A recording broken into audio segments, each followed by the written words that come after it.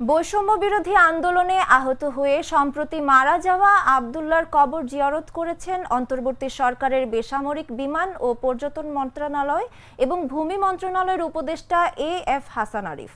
এ সময় তিনি শহীদ আব্দুল্লাহর পরিবারের সদস্যদের সঙ্গে কথা বলেন। আজ সোমবার বেলা 11:30টায় যশোরের বেনাপোল পোর্ট থানার বড় আচরা গ্রামে আব্দুল্লাহর বাড়িতে পৌঁছান উপদেষ্টা হাসান আরিফ। এ সময় উপদেষ্টা বলেন, আব্দুল্লাহর আত্মত্যাগের মধ্য দিয়ে শিক্ষার্থীদের আন্দোলন বেগবান হয়েছে। তার পরিবারের জন্য যা প্রয়োজন সরকার করবে। উপদেষ্টা সেখানে পৌঁছানোর পর আব্দুল্লাহর মা মাবিয়া খাতুন, বাবা আব্দুল জব্বার কান্নায় ভেঙে পড়েন। তারা সন্তান হত্যার বিচার চান।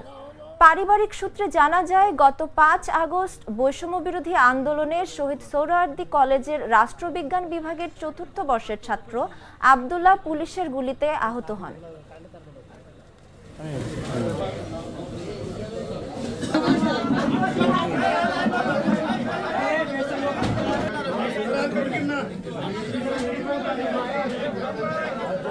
অপরাধ